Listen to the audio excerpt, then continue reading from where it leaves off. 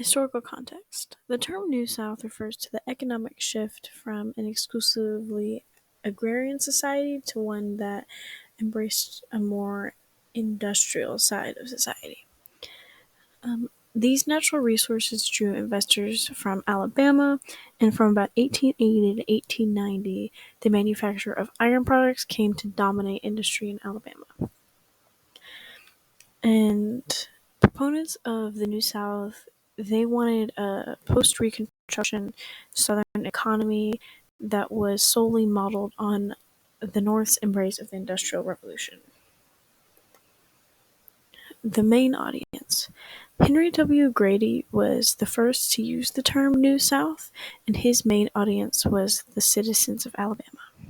But his main goal was to speak to the South, and he wanted the South to abandon its long-standing agrarian economy for a modern economy that was built on factories, mines, and mills, because he knew that if they wanted to succeed like the North, they needed to imitate the North.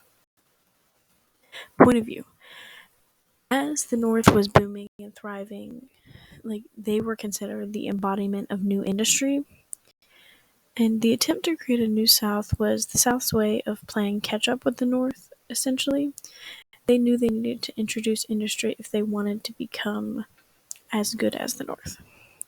And that was Grady's ultimate view and goal throughout the attempt to create a New South.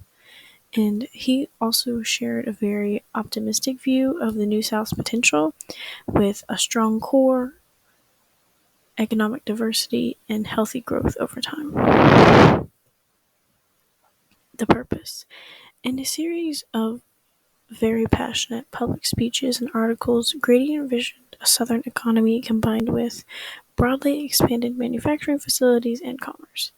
Grady and like-minded Southerners, such as himself, referred to this regional economic remake as the New South. And after the Civil War, the North experienced a period of very, very, very rapid industrialization and technological advancement, otherwise known as the Second Industrial Revolution.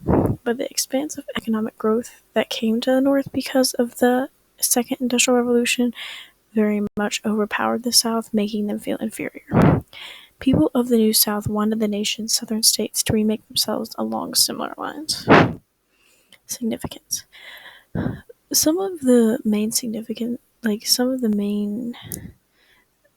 good outcomes of the New South was the literacy increased to 88% for the native white population and over 50% for the southern black population.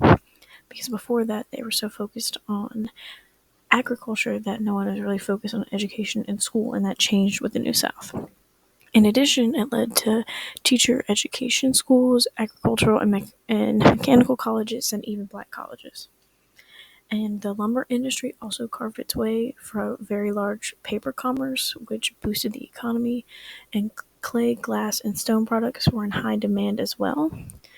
And then it was introduced the canning industry, and which included the vegetables that were not sold fresh and transported on refrigerated railway cars, and they were canned at one of the many canneries that were built in the South, which also boosted the economy because it was a good way to create a profit. And the changing mindset of the South allowed for several black politicians to emerge as leaders. And South Carolina and Georgia both had black representatives in Congress throughout the late 19th century. And although they always represented areas with high density of black residents, it was a step in the right direction. It diversified the people who were representing the states and the country as a whole. It was going away from a predominantly white to including white and black.